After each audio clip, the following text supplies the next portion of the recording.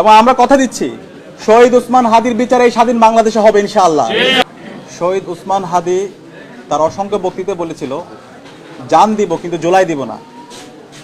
জুলাইয়ের শহীদদের যে প্রত্যাশা, জুলাইয়ের যে মূল আকাঙ্ক্ষা, একটি বৈষম্যহীন ইনসাফভিত্তিক বাংলাদেশ বিনির্মাণ করা, সেই বাংলাদেশ বিনির্মাণ করার জন্য শহীদ উসমান হাদি গত 16 মাস জুড়ে বাংলাদেশের মানুষের অব্যক্ত যে কথাগুলো আছে সেই কথাগুলো বলেছেন। তার প্রত্যেকটা বক্তৃতায় আপনি দেখবেন তিনি বলেছেন ইনসাফ কায়েম করতে হবে, কোনো ধরনের জুলুম করা যাবে না, আপনার যদি শত্রু হয় শত্রুর প্রতি ইনসাফ করতে হবে।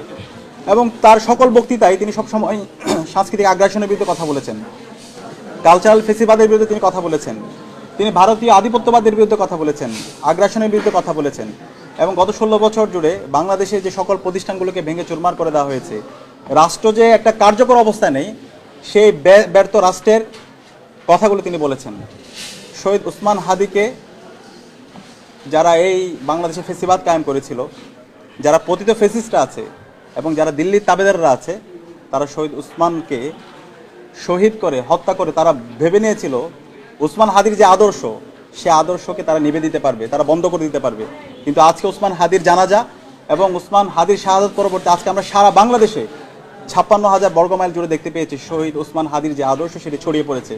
আজকে বাংলাদেশের একদম শিশু থেকে শুরু করে বৃদ্ধ পর্যন্ত সকল মানুষরা উসমান হাদির আদর্শকে লালন করছে, তারা ইনসাফের কথা বলছে, তারা ভারতীয় আধিপত্যবাদের বিরুদ্ধে কথা বলছে, তারা আগ্রাসনের বিরুদ্ধে কথা বলছে। শহীদ উসমান হাদির শাহাদাত আজকে প্রায় 8 দিন হতে চললো এবং শহীদ উসমান হাদি গুলিবিদ্ধ হওয়ার আজকে প্রায় 16 দিন হতে চললো। কিন্তু আজকে শহীদ উসমান হাদিকে যারা গুলি করেছে, যারা পরামর্শ দিয়েছে, যারা পরিকল্পনা করেছে, তাদের কাউকে ধরতে পারেনি।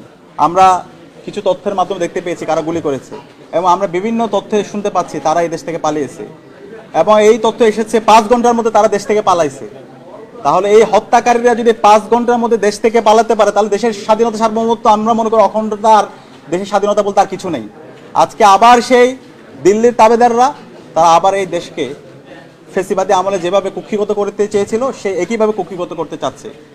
অন্তর্বর্তীকালীন সরকার, আইন শৃঙ্খলা রক্ষাকারী বাহিনী, তাদের দায়িত্ব কি? তাহলে আমরা ধরে নিব এই হত্যাকাণ্ডের সাথে রাষ্ট্রের একটা অংশ জড়িত আছে।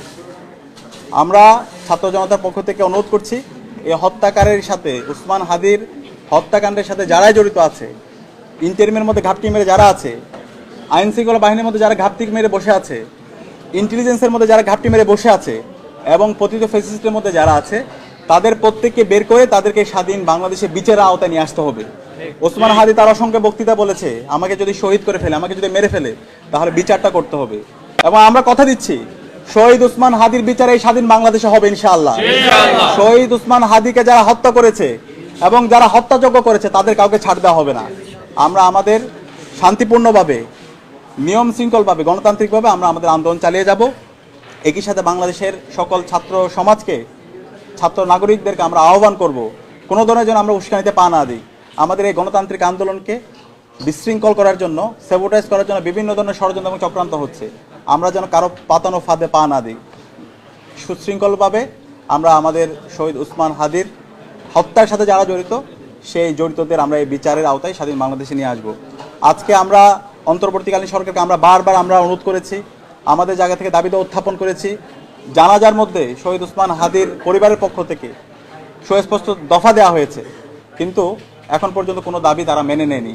এখন পর্যন্ত তারা কোনো ধরনের সুস্পষ্ট ব্যাখ্যা দেয়নি এই হত্যাকাণ্ডের সাথে কারা জড়িত আছে, সেটা কোনো ব্যাখ্যা আমরা আসেনি। আমরা অনুরোধ করব দ্রুত সময়ের মধ্যে এই হত্যাকাণ্ডের সাথে যারা জড়িত আছে, যারা অপরাধী আছে, যারা মাস্টার মাইন্ড আছে এবং যারা পরিকল্পনাকারী আছে, প্রত্যেকের জন্য বিচার আওতায় নিয়ে আসা হয় এবং এই উসমান হাদির, শহীদ উসমান হাদির বিচার এই স্বাধীন বাংলাদেশে আমরা নিশ্চিত করব।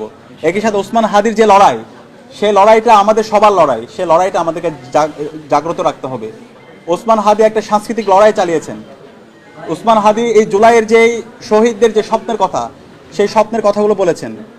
উসমান হাদি বুদ্ধিভিত্তিকভাবে আমাদেরকে দেখিয়েছেন কিভাবে ফেসিবাদের বিরুদ্ধে কথা বলতে হয়, কিভাবে গঠনমূলকভাবে সমালোচনা করতে হয়। সেই ধরনের সমালোচনা আমাদেরকে জারি রাখতে হবে। ওসমান হাদি প্রতিষ্ঠান তৈরি করেছেন, ইনকিলাব মঞ্চ, এই ধরনের প্রতিষ্ঠানগুলো আমাদেরকে তৈরি করতে হবে।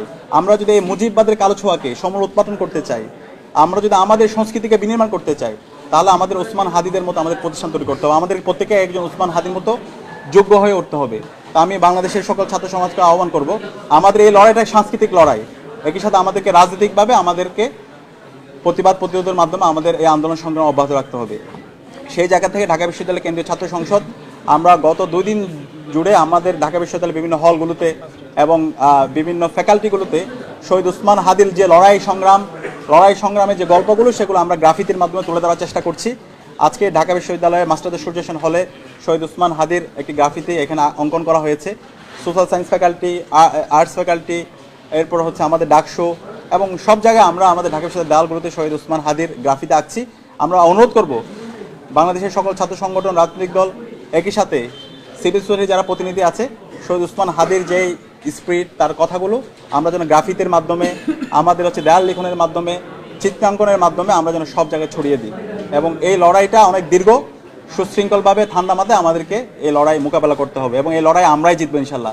জুলাইয়ের প্রজন্ম বিজয় হবে ইনশাল্লাহ এবং শহীদ ওসমান হাদির বিচার এই স্বাধীন বাংলাদেশ হবে ইনশাল্লাহ। শহীদ ওসমান হাদির বিচারের জায়গায় কেউ যদি গাফিলতি করে, কেউ যদি এই ফেসিস্টদের পক্ষে নেয়, কেউ যদি কালচারাল ফেসিবাদকে আবার এই বাংলাদেশে এস্টাবলিশ করতে চায়, তাহলে আমরা কাউকে ছাড় দিব না। আমরা তাদেরকে যেভাবে মোকাবেলা করা দরকার ওইভাবে আমরা মোকাবেলা করবো ইনশাল্লাহ। আর বাংলাদেশে আর কখনো দিল্লির তাবেদারদের জায়গা হবে না, ফেসিবাদের জায়গা হবে না, প্রতিটি ফেসিস্টদের জায়গা হবে না। তাদের 5 আগস্টে তাদের চ্যাপ্টার ক্লোজ হয়ে গেছে। বাংলাদেশে রাজনীতি করবে যারা বাংলাদেশপন্থী যারা আছে তারাই, যারা ভারতীয় আধিপত্যবাদের বিরুদ্ধে যারা কথা বলবে, আগ্রাসনের বিরুদ্ধে যারা কথা বলবে এবং ইনসাফের পক্ষে যারা কথা বলবে তারাই বাংলাদেশে রাজনীতি করবে। আমি আহ্বান করব আমাদের এই যে জাতীয় ঐক্য, শহীদ ওসমান হাদি একটা জাতীয় ঐক্যের প্রতীক। শহীদ ওসমান হাদির জানা যায় বাংলাদেশের সকল রাজনৈতিক দল, ছাত্র সংগঠন, সিভিল সোসাইটি সবাই একত্রিত হয়েছে।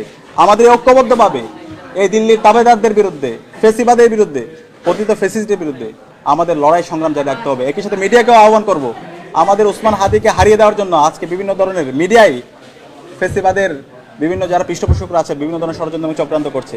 বিভিন্ন ধরনের আমরা ফলো আপ নিউজগুলো দেখতে পাচ্ছি না, এই হত্যাকারীর সাথে কারা জড়িত। আমি আহ্বান করব প্রতিদিন যেন আমাদের ইলেকট্রনিক মিডিয়া এবং প্রিন্ট মিডিয়াতে শহীদ ওসমান হাদির উপস্থিতি থাকে। শহীদ ওসমান হাদির হত্যার সাথে যারা জড়িত, যারা মাস্টার মাইন্ড আছে, পরিকল্পনাকারী আছে, সেই ফলো আপ রিপোর্টগুলো, সেই স্টোরিগুলো যেন থাকে। আজকের এই আয়োজন এবং এই চমৎকার গ্রাফিতে অঙ্কন করার জন্য মাস্টারদের সূর্য সেন হল সংসদের বিপিজিএস সহ সবাইকে ধন্যবাদ জানিয়ে এবং সাংবাদিক বন্ধুদেরকে ধন্যবাদ জানিয়ে আমি আমার কথা শেষ করছি।